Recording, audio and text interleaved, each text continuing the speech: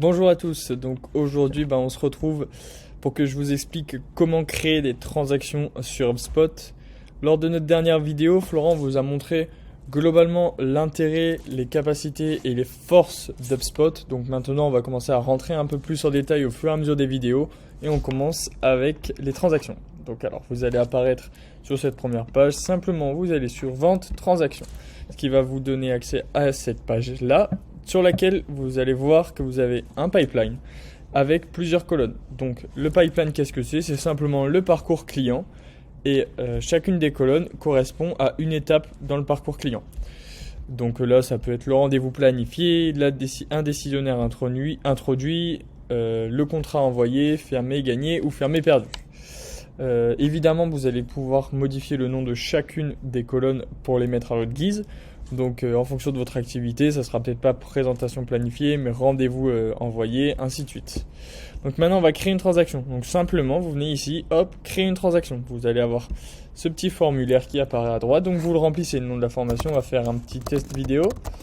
On va le mettre dans le pipeline sales. Alors pourquoi on peut choisir le pipeline? Il faut savoir que si vous prenez la version payante, que ce soit pro ou entreprise, vous allez avoir accès à d'autres pipelines, par exemple un pipeline pour chacun de vos commerciales. Donc les phases de transaction, qu'est-ce que c'est? C'est à quel moment vous voulez faire rentrer votre transaction dans le parcours client. Donc ça peut être un rendez-vous qualifié, un rendez-vous planifié, qualifié pour acheter. Donc nous on va mettre simplement rendez-vous planifié. Le montant de la transaction, donc ça on va mettre par exemple 10 000 euros. C'est en fonction de votre transaction. Concernant la date de fermeture, qu'est-ce que c'est? En fait, c'est quand HubSpot va de lui-même annuler cette transaction. Donc là, c'est noté le 31 octobre. Donc si je crée cette transaction, le 31 octobre, si rien ne s'est passé, elle va se supprimer. Donc là, pour la vidéo, on va rien mettre. Là, le propriétaire de la transaction, simplement, vous mettez qui appartient à la transaction. Donc là, je suis sur mon compte, donc ça m'appartient à moi. Le type de transaction, soit c'est une nouvelle entreprise, soit c'est une entreprise existante. Entreprise existante, ça va être dans le cas où vous avez déjà créé une transaction, par exemple pour une entreprise X, et que vous devez réaliser une deuxième action pour eux. Donc nous, ça va être une nouvelle entreprise. La priorité, ça, on ne remplit pas. Et donc ici, vous allez pouvoir associer la transaction avec. Donc soit une entreprise si vous avez créé une entreprise, ou alors un contact si vous avez des contacts. Donc là, j'ai créé le compte spécialement pour la vidéo, donc je ne peux pas associer cette transaction, mais vous pouvez le faire. Donc voilà, on crée. Une fois que vous allez créer cette transaction, vous allez apparaître sur cette page. Donc cette page, elle est composée de 3 parties. Sur la gauche, les informations, montant, à qui appartient la transaction, etc. Sur la droite, vous allez pouvoir lier la transaction à une entreprise, un contact.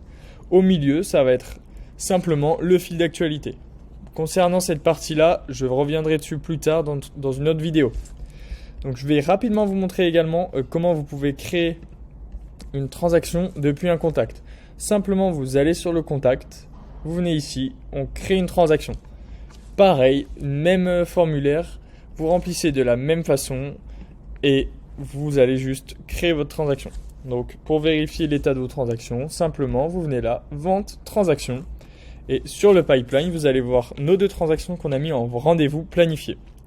Donc ensuite, les transactions, vous pouvez les déplacer comme ça en fonction de l'évolution, ainsi de suite. Donc voilà, je vous ai fait une rapide présentation de comment réaliser une transaction sur HubSpot. Maintenant, on se retrouvera plus tard dans la semaine pour que je vous présente l'onglet tâches et comment réaliser une tâche sur HubSpot.